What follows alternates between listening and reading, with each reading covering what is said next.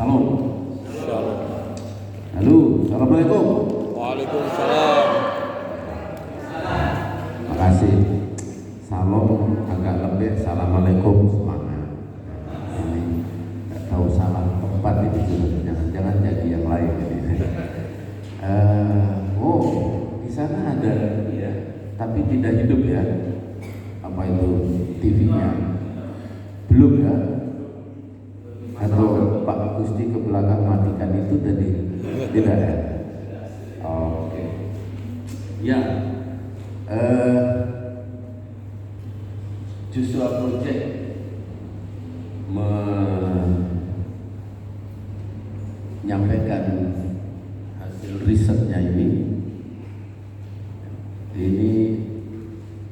di dunia ini ada 17.000 suku lebih ya. Terus yang belum dijangkau masih 7.387 yang belum dengan Tuhan Yesus, masih di bawah 2%, bahkan ada yang hampir 0. Penduduk dunia ini ada 8 miliar, kira-kira 3,40 miliar masih berada di daerah yang belum mendengar Injil. Padahal sudah 2000 tahun kira-kira sejak Tuhan Yesus memerintah murid-muridnya, jadikan semua bangsa murid. Ternyata baru sampai Sumba, sampai Kupang, dan ya sebagian sampai Bali. 8 miliar, Bali 4 juta penduduknya. Nah, ada ketidakseimbangan yang besar jumlah dana, ini jumlah uang. Jadi jumlah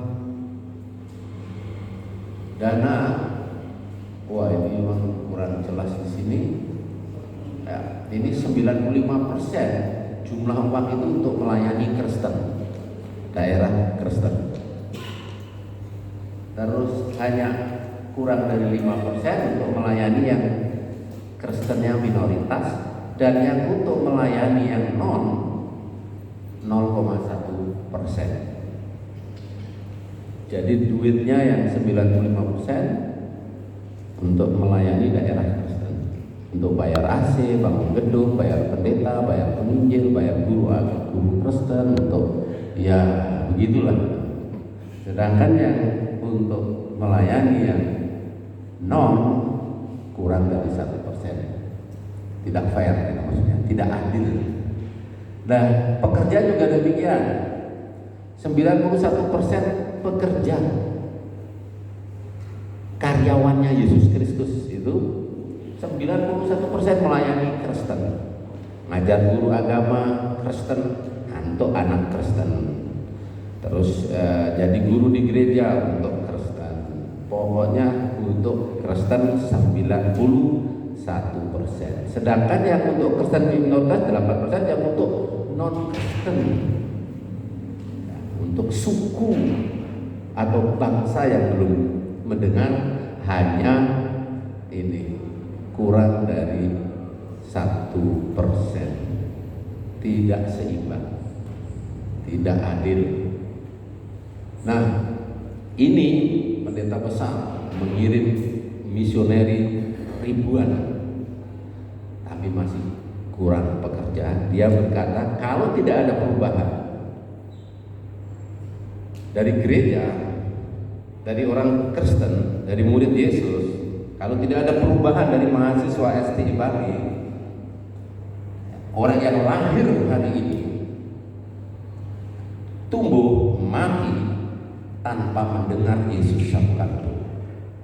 Jika tidak ada perubahan dari murid Yesus, maka orang yang lahir pada generasi saudara ini akan mati tanpa mendengar Yesus. karena ada ketidakseimbangan tadi. Nah, ini ini bahasa Inggris saya lagi belajar terus walaupun sudah tua ya. Jadi tua 60 tahun ini Desember kan. Saudara, ini ayat menunjukkan di Matius itu bahwa kejahatan merajalela. Pokoknya kejahatan akan bertambah besar terus, tetapi ada kontradiktif atau paradok. Di satu sisi Injil kerajaan Allah akan diberitakan ke seluruh dunia menjadi kesaksian bagi setiap suku. Jadi kejahatan merajalela, guru palsu muncul, peperangan muncul, tetapi Injil akan diberitakan kepada semua suku. Jadi kalau ada yang bilang kalau Injil semakin diberitakan, maka kedamaian di dunia ini akan tiba, bohong ya. Tidak sesuai firman Tuhan. Itu. Terus kemudian di sini di sini itu nanti akan ada wakil dari setiap suku bangsa. Kemarin kita dengar firman Tuhan bahwa ini planning Tuhan pasti terjadi. Jadi setiap suku bangsa yang tadi 17.000 suku tadi, ada 7.000 suku tadi yang pasti akan mendengar, pasti ada yang percaya. Karena itu sudah ditetapkan oleh Tuhan. Rencana itu tidak akan berhenti. Tidak ada yang bisa stop. Walaupun saudara dan saya tidak berubah, Tuhan bisa merubah yang lain. Walaupun saudara dan saya tidak ikut, Tuhan bisa pilih yang lain untuk menyelesaikan ini. Bahwa suku bangsa akan mendengar siapa Tuhan Yesus. Ada yang percaya. Nah, bagaimana itu bisa? Nah, kita perlu punya perspektif mengenai suffering ini. Jadi, izinkan saya untuk menambah penderitaan saudara yang sudah menderita. Ya, saya mau mengingatkan kembali ini. Buku ini terkenal ya, yang menulis mengenai penderitaan, Walking with God Through Pain and Suffering, berjalan dengan Tuhan melalui kesakitan dan penderitaan. Nah, di sini disebutkan bahwa penderitaan itu adalah masalah global. Sekarang tadi didoakan Timur Tengah, Israel, Palestina, berapa ribu meninggal dunia, menderita. Namanya manusia menderita. Ada juga yang kelaparan, ada gempa bumi, ada yang Kristen tidak Kristen, atau suku A, suku B, Barat, Timur, Selatan. Itu penderitaan itu masalah global. Ada karena bencana, karena perang, karena kanker, gak peduli pendeta atau jemaat, itu masalah global. Jadi kalau ada di antara saudara yang menderita, jangan merasa sendiri. Itu masalah yang namanya manusia. Siapa saja, di mana saja, gak peduli. Jadi jangan percaya 100%. Kalau ada yang bilang ikut Yesus Anda akan tidak pernah menderita, Anda tidak sakit. Ini masalah global. Ya, di Palestina sana yang kena bom, kena meninggal dunia, ada Kristen juga. Covid kemarin pendeta banyak yang meninggal juga, kena Covid juga. Saya kena nggak? Nggak ada yang kena di sini. Oh, hanya Pak Gusti saja barangkali yang tidak kena ya. Oke. Nah, saudara-saudara, ini juga masalah orang Kristen, orang percaya. Kalau sudah baca PRTB, lalu baca sejarah, banyak yang menderita. Jadi yang namanya pain, kesakitan, dan penderitaan itu masalah global yang namanya manusia, lalu masalah global yang namanya orang percaya juga. Nah, respon orang apa? Yang pertama ada yang respon prosperity gospel, yang meresponi ya kemakmuran, kan? Menghindari penderitaan. Pokoknya percaya Yesus makmur. Itu gereja yang khotbah kemakmuran, banyak orang berbondong-bondong cari ke sana. Ada juga yang meresponi penderitaan, suffering teologi, cari penderitaan. Yang sebetulnya dua ekstrem yang tidak bisa dibenarkan juga. Nah, apa perspektif Alkitab? Nah, coba kita baca bersama-sama. Ini saja yang ini ya. Kita baca bersama-sama ayat ini. Filipi pasal 1, 29 ayat 30 kita baca bersama-sama. 1, 2, 3.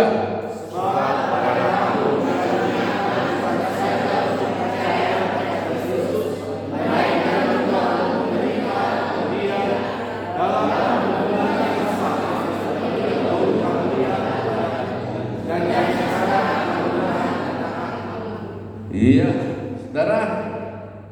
Nah, jemaat Filipi menghadapi penderitaan. Paling tidak ada 4 penderitaan. Yang pertama itu di dalam pasal 2 ayat 27. Epafroditus sakit, nyaris mati. Epafroditus, pemuda Filipi yang dikirim ke Roma untuk membawa bantuan buat Rasul Paulus, akhirnya di Roma sakit, dan Paulus akhirnya mengirim ini Epafroditus ketika sudah sembuh. Paulus mengatakan memang ia sakit, hampir mati. Itu penderitaan. Maunya membantu, kirim orang bawa bantuan, ternyata di sana jadi beban, sakit, nyaris mati. Di mahasiswa SD ini ada yang beberapa kali nyaris mati. Lu ada yang meninggal saja, ya dua, yang di pantai itu meninggal itu dulu ya, meninggal. Tapi yang meninggal ada, setelah itu ada 2 ya, terus akan ada 3 lagi, 4, 5, tidak tahu. Tapi ini nyaris mati, ini membawa penderitaan. Terus kemudian yang kedua adalah pasal 3 ayat 2. Hati-hati terhadap anjing-anjing ini. Dan ada rupanya guru-guru palsu yang mau merepotkan. Ada guru-guru yang hanya mau cari ketenangan perutnya saja untuk ya kemunafikan. Jadi guru hanya untuk dirinya sendiri, hanya untuk cari uang semata, tidak tulus hatinya, dan itu menimbulkan masalah, penderitaan juga bagi jemaat di Filipi. Lalu yang ketiga juga Eudikia kunasihati dan Sintike kunasihati supaya sehati sepikir dalam Tuhan. Ada yang berantem, ada yang bertengkar di jemaat Filipi. Kalau di asrama STI ya hampir biasa ada juga ya. Itu kadang menderita itu. Ada mahasiswa yang langsung mau ambil koper, mau pulang ke rumah gara-gara ada yang berantem. Waduh, kakak tingkat 3. Dulu saya pikir masuk STI seperti malaikat semua. Ya, tetapi ternyata ya ilah ya, itu yang terjadi. Nah, itu. Lalu kemudian Paulus di penjara, penderitaan. Jadi Paulus dalam penjara. Jemaat Filipi juga minoritas di sana, mengalami penderitaan. Dan itu sebabnya Paulus menulis surat Filipi yang paling besar jumlah kata rejoice, sukacita, ada 16 kali. Tidak ada dalam Alkitab yang sependek itu tulisan Paulus yang sampai 16 kali kata bersukacita. Ini tidak ditulis dari dalam hotel yang mewah atau asrama yang bagus, bukan, tapi dari dalam penjara yang pengap, yang penuh dengan penderitaan.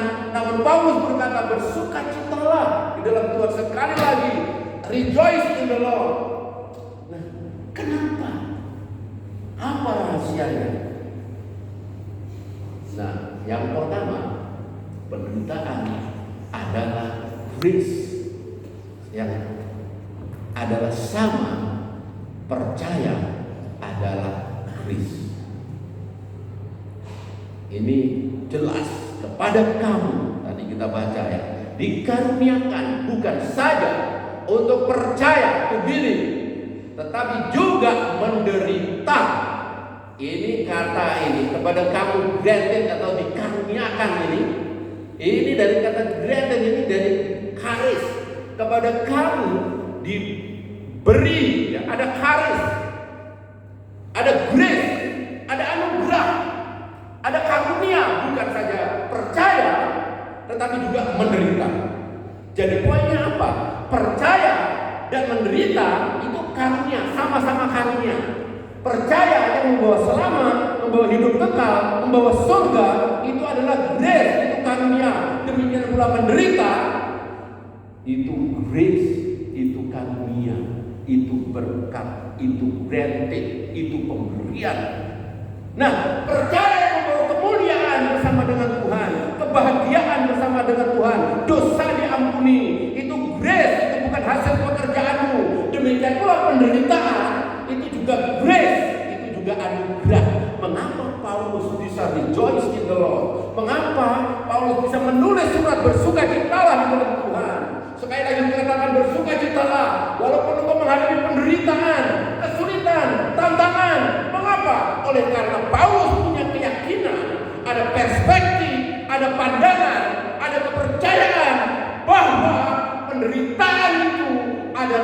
grace, anugerah, kemuliaan, kebahagiaan, berkat yang sama nilainya dengan percaya itu, hidup kekal itu. Ini Paulus, saudara. Jadi kalau engkau menghadapi penderitaan apapun itu, bersukacitalah di dalam Tuhan. Sekali lagi, ku katakan bersukacitalah. Oh, makasih. Hampir menerima saya dengan ini ya. Oke. Nah, ini Paulus menulis.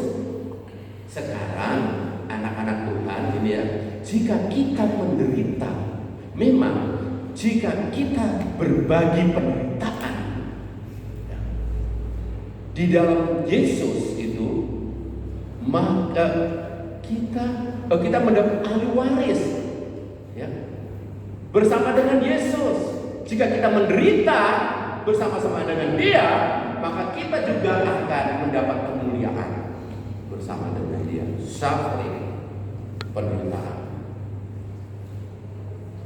Kalau saya tidak mau ulangi lagi, saya berkali-kali ini ya, sudah penderitaan. Ini orang yang menderita karena dibunuh mati syahid.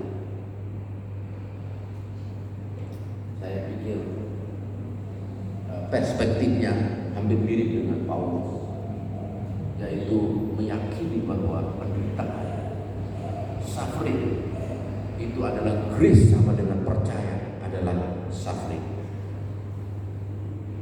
Bukan bodoh kalau saudara rela menyerahkan hidup saudara menderita bagi Kristus. Saudara harus melepaskan, mungkin ada karir, ada harapan yang lain yang lebih mulia mungkin. Saudara rela lepaskan itu untuk menderita bagi Injil Yesus Kristus, bukan bodoh, kata misionaris ini. Dan Yesus sendiri berkata bahwa kalau orang kehilangan nyawanya karena aku, dia akan mendapatkannya. Kalau orang mempertahankan nyawanya, dia akan kehilangan nyawanya. Yesus juga berkata, kalau kamu ikut aku, kau memikul salib, menderita, kau sangkal dirimu dan ikutlah aku. Karena Yesus tahu bahwa penderitaan itu sama dengan grace, sama adalah percaya. Percaya dapat surga, hidup kekal, pengampunan dosa, itu sama nilainya dengan penderitaan. Itu grace, itu semua anugerah dari Tuhan. Itu perspektif yang pertama. Lalu yang kedua, penderitaan itu adalah panggilan Tuhan. Saya kalau yang ini pinjam dari bahasa Arab. Ya. Di sini sama seperti ya ini pergumulan di sini. Dahulu dipuji orang sama seperti pergumulan yang kamu dahulu lihat padaku dan yang sekarang kamu dengar tentang aku. Filipi 1 ayat 30. Kepada kamu dikaruniakan bukan saja untuk percaya, tetapi juga untuk menderita, sama seperti yang dahulu kamu lihat aku dan yang sekarang kamu dengar tentang aku. Jadi orang Filipi itu jemaat yang dirintis oleh Paulus sudah 10 tahun berdiri, lalu Paulus menulis surat kepada jemaat di Filipi, dan orang Filipi melihat aku menderita sama seperti yang dahulu kamu lihat, yaitu Paulus dipenjara bersama dengan Silas, Paulus digebuki di situ, dicemeti di situ, diseret di situ, lalu dijebloskan ke dalam penjara, kakinya diikat, tangannya diikat di sana. Paulus menderita, dahulu kamu lihat sendiri dengan matamu, dan yang sekarang kamu dengar tentang aku juga di penjara. Lalu dalam pergumulan struggle yang dahulu kamu lihat, kata pergumulan itu dari kata jihad. Nah, jihad ini, jadi penderitaan itu adalah panggilan. Jihad itu bagi orang di sono itu panggilan, sama ya, itu panggilan Tuhan. Jadi penderitaan adalah panggilan, sama dengan jihad itu adalah panggilan. Maaf, izinkan saya pinjam istilah mereka ini. Karena apa? Karena dalam bahasa Arab kitab suci dalam bahasa Arab, Filipi pasal 1 ayat 30 ini, kata ini, struggle ini, agoni, kata agoni aslinya diterjemahkan jihad dalam bahasa Arab. Nah, saudara lihat ini ketika ISIS promosi, the few, the proud, the bearded, the few sedikit yang bangga berjenggot. Di sini hanya satu, Erwin saja itu ya. Sedikit yang bangga berjenggot, semua harus dikerok. Karena apa? Mereka kelompok ISIS ini, teroris ini, salah satu cirinya berjenggot, gitu. Gak boleh dipotong itu. Dan sedikit yang bangga berjenggot, artinya ada sedikit yang rela untuk mengebom BTC itu, sedikit yang rela ngebom di Bali, Kute waktu itu yang bom bunuh diri, hanya sedikit yang mau mati, yang mau berjihad seperti itu untuk mereka. Nah, kita yang bagi Yesus tuayan banyak. Pekerja, halo pekerja, sedikit, hanya 1%, bukan 1%, kira-kira itu uangnya juga sedikit, kurang dari 1%. Pekerja juga sedikit untuk suku-suku itu, untuk yang belum terjangkau. Maaf, ini wanita lebih banyak, prianya lebih sedikit. Halo, tolong sampaikan ke teman-temanmu, jangan ada yang pengecut di sana. Ini sedikit yang mau berjenggot. Saudara, ya maaf, saya tidak berkata bahwa Anda nanti jadi guru itu salah, tidak. Itu panggilan jalani dengan baik. Saudara mengajar di gereja salah, tidak. Kalau itu panggilan, oke, jalani dengan baik. Tetapi ada di sana 40% suku-suku di Indonesia masih 160. Tidak ada bekerja di situ. Tidak ada yang mau hidup di situ. Uang juga hanya 1% yang dikirim di sana. Tenaga juga demikian. Ya mungkin saya tidak mau menyalahkan saudara, karena mungkin tidak ada gereja yang mau rela keluarkan dompetnya untuk mengutus saudara. Sehingga yang kebanyakan yang PAK yang penuh. Saya tidak berkata PAK itu lebih rendah, tidak ya. Tidak, saudaraku. Saudara bisa jadi guru ya, juga prinsip-prinsip kekristenan di tengah-tengah suku nanti yang belum mengenal Tuhan. Kalau saudara mau menjadi misionaris di sana, tamat STI bukan boleh kerja di hotel, boleh kalau ada yang kerja di kantor, tapi di sana sebagai seorang utusan yang bangga berjenggot, yang walaupun sedikit tadi itu, yang rela di sini. Paulus dahulu di penjara, ya. Yang dahulu kamu lihat padaku, yang sekarang juga di penjara. Orang ini adalah alat pilihanku. Aku sendiri akan menunjukkan kepadanya betapa banyak penderitaan yang harus dia tanggung oleh karena namaku. Ini Paulus. Jadi penderitaan itu adalah panggilan Tuhan. Sama seperti di sana, jihad itu panggilan Allah Subhanahu wa Ta'ala. Menderita itu panggilan. Ikut menderita itu panggilan dari Tuhan. Sama seperti bagi saudara kita di sana. Menderita itu jihad. Betul.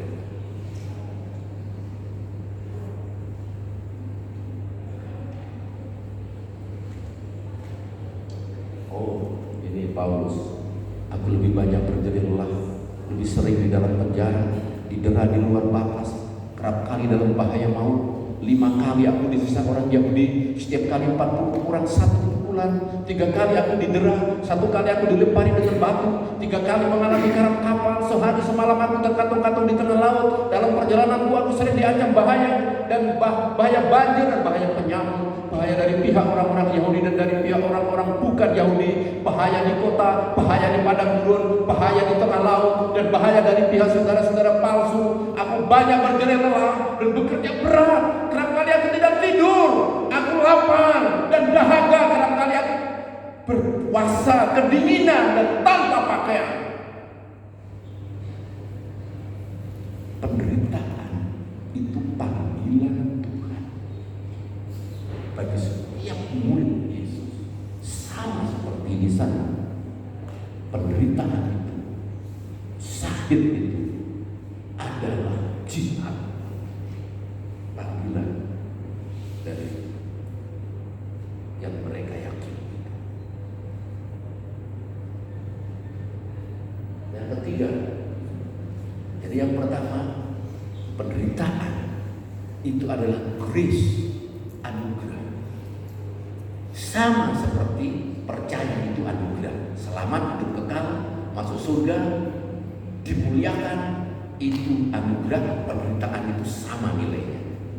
Dan yang kedua, saudara, penderitaan itu adalah panggilan Tuhan yang nilainya bagi saudara kita di sana itu sama dengan jihad.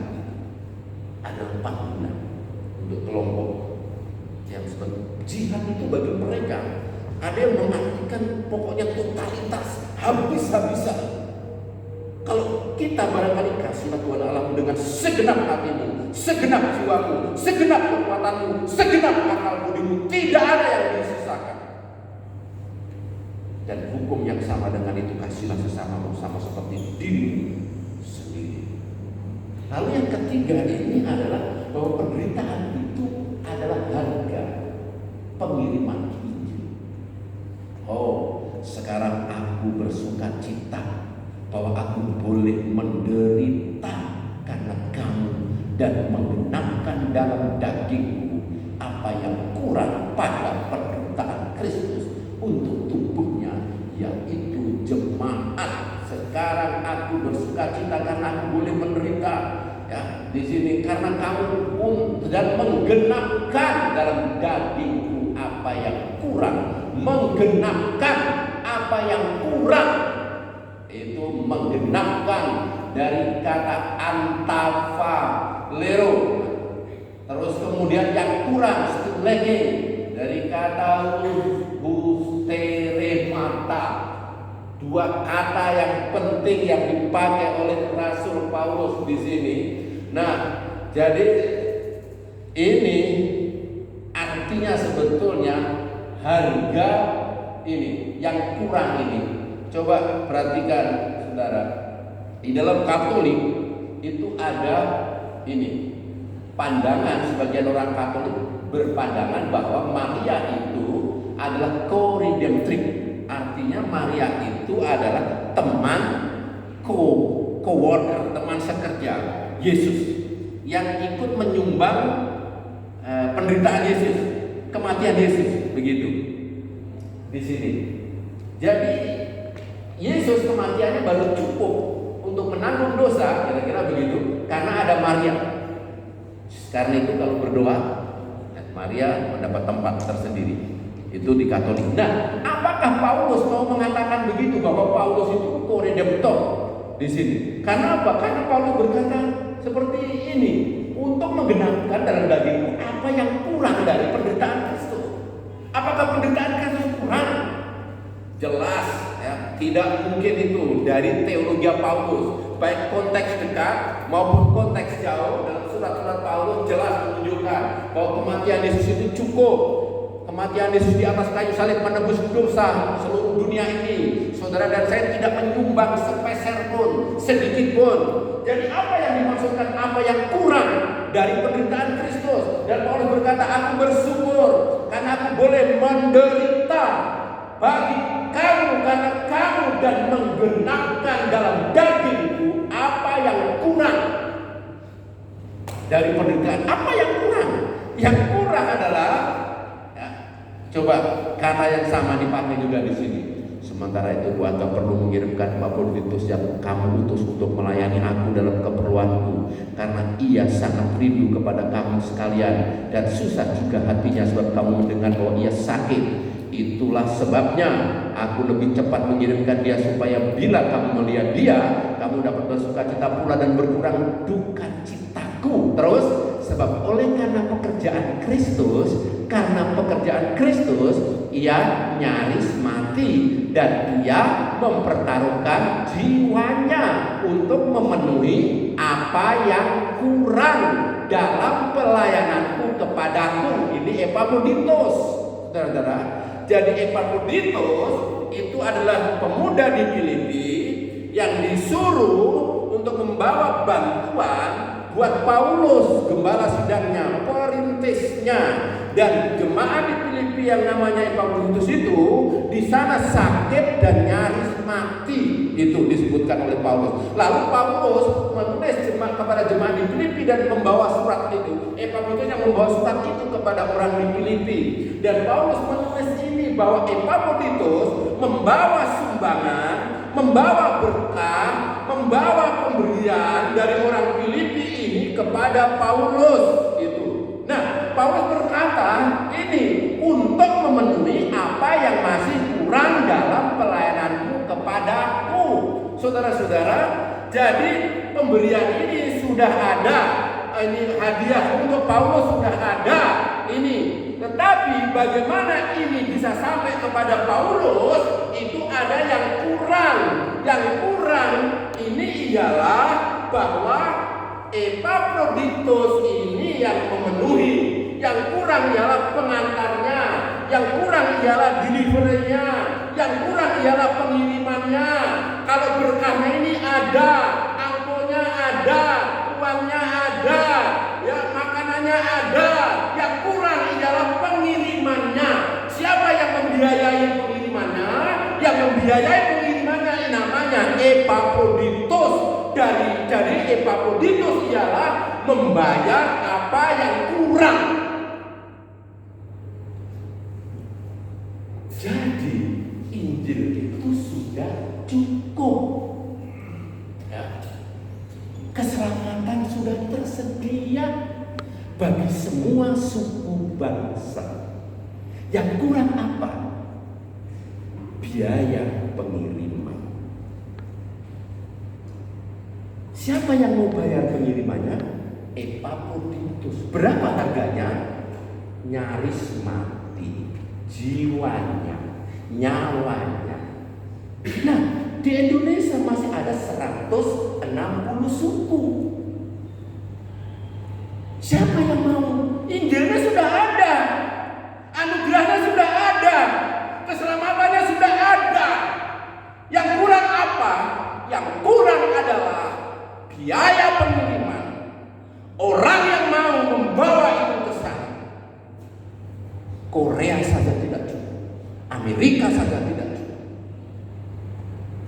Sudah waktunya saudara dan saya mau hidup membawa apa yang kurang dari berita Kristus ini. Ini yang kurang. Karena selama ini uang untuk ini yang kurang. Ya saudara jangan marah-marah ke gereja ya. Tapi saudara sendiri, adakah yang mau terpanggil? Saya ini sedang berusaha untuk mau merampok dalam tanda di gereja-gereja. Sudah dapat sedikit rampokan saya dari gerejanya Pak Muhadi ini. Masih sedikit itu 1% aja belum ada itu ya. Saya harap akan keluar lagi itu. Ada siapa yang mau diutus ke sana? Gaji UMR minimal plus ini asuransi bisa 5 juta. Diutus ke suku A, ke suku B, 160 suku di Indonesia ini. Nah, coba lihat ini. Ada yang dari Toraja di sini? Halo, ada? Angkat tangan Toraja. Halo. Maaf, Toraja ada yang angkat tinggi loh, jangan takut. Saya tidak akan melibatkan saudara dengan Pak Sambo, enggak Pak. Oke, ini karena ada ini Antoni ini dulu. Antoni ditombak oleh nenek moyang, meninggal dunia. Dia yang membawa harga itu untuk mengirim Injil ke sana. Dia harus berlayar 3 bulan. Istrinya lagi mengandung. Aku di sana. Ayo, terus ini siapa ini? Ayo, ini siapa? No mention. Apa? No mention. Ayo, yang pada ada nggak ini? Yang paling di depan ini bukan Batak lagi, Jawa. Nah, saudara, no mention. Kuburannya ada di sana. Kalau no mention dan orang-orang tidak ada ke sana, Pak Agus masih nyembah batu, masih gini-gini. Iya. Ada yang membayar harga itu. Apa yang kurang dari penderitaan Kristus? Delivery. Nyawanya, hidupnya, uangnya. Dan di sana, di Eropa, ada gereja-gereja yang iuran itu. Ibaratnya kalau gaji no-mention 1 juta, kamu 100 ribu, kumpul 10 gereja atau 10 orang untuk bisa kirim, untuk ikut membayar harga pengiriman. Tak berbayar itu. Ini siapa? Jeffrey. Yang ini. Di Makassar Kemenjel, dia Kemenjel di sini. Halo, angkat tangan. Ya, banyak ya. Itu Jeffrey. Otto and Drexler ke Papua dulu, ada yang Papua ada. Ya. Karena ini. Akhirnya meninggal dunia bulan apa kemarin ulang tahun ke 160 sekian. Otto. Rela. Sekarang giliran saudara-saudara di sini. Ada orang lain yang berkorban, yang membayar harga pengiriman itu. Jangan enak-enak, teman-teman.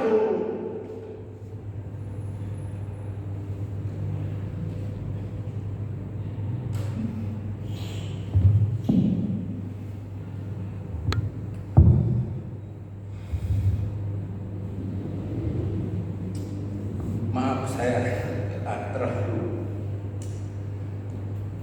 Saya bersyukur kepada Tuhan karena tanpa orang lain tahun lalu ada namanya Pak Tarsono yang membawa Injil di desa saya. Dia yang rela bayar harga delivery masuk desa saya, dan sekarang ada istrinya yang masih hidup.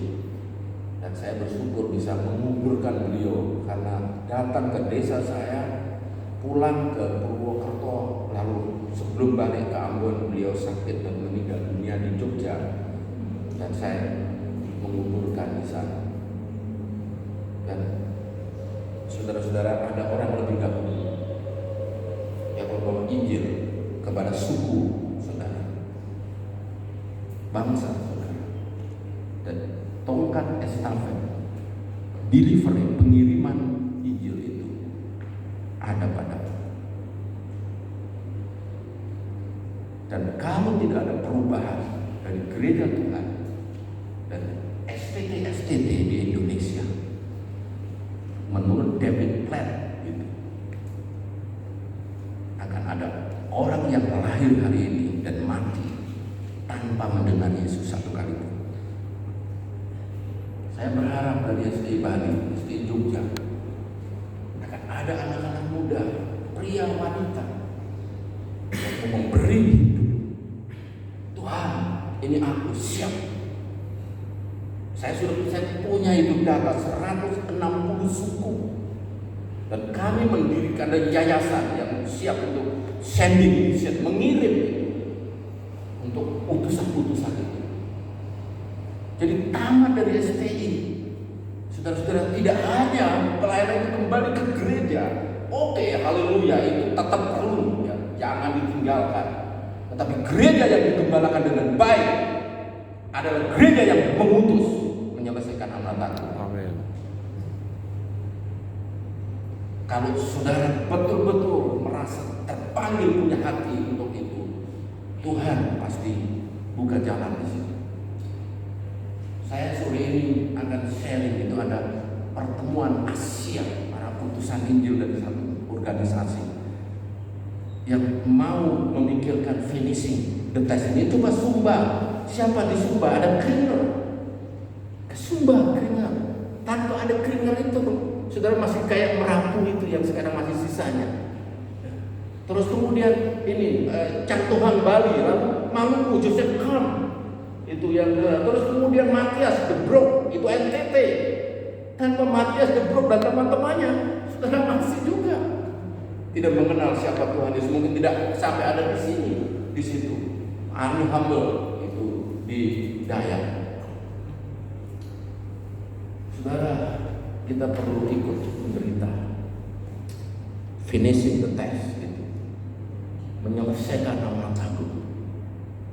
Milikilah perspektif bahwa penderitaan itu adalah grace, sama dengan percaya adalah grace, anugerah. Surga itu grace, penderitaan juga anugerah, karena ada kemuliaan di balik penderitaan itu. Dan yang kedua, penderitaan itu adalah panggilan, sama dengan jihad itu adalah panggilan. Kita dicetak untuk itu. Lalu kemudian penderitaan itu adalah bukan saja punya nilai, tetapi juga perlu, the necessaries, diperlukan kalau mau Injil sampai ke sana. 160 suku yang belum ada pekerjaan atau sangat sedikit pekerjaan, perlu bukan hanya penderitaan itu bernilai, tapi penderitaan itu diperlukan, dibutuhkan. Orang-orang yang rela melepaskan kenyamanan untuk itu, uangnya, body, tubuhnya, dan doa. Karena itu saya usul doa syafaat itu, ambillah satu suku dari 160 gitu. Pelajari, mohon di kantor P3S misalnya ada suku A misalnya, Luluan itu digolongkan juga misalnya, suku Luluan, Madura, Osing. Cari info berapa jumlahnya dan lalu doakan 1 menit setiap kapel satu suku saja. Karena doa ini besar kuasanya. Doa orang benar dengan yakin didoakan besar kuasanya. Ini mau Natal, ya, nanti ada seksi macam-macam. Salah satunya seksi acara, satunya seksi doa mungkin. Coba pilih, atau seksi konsumsi. Saudara masak 2 jam sama disuruh doa 2 jam, ini yang mana? Ayo sama-sama kerjanya. Jujur ya. Jadi doa itu berat. Tapi suksesnya misioneri penginjil ditentukan doa. Kita berdoa. Saya undang kita bangkit berdiri.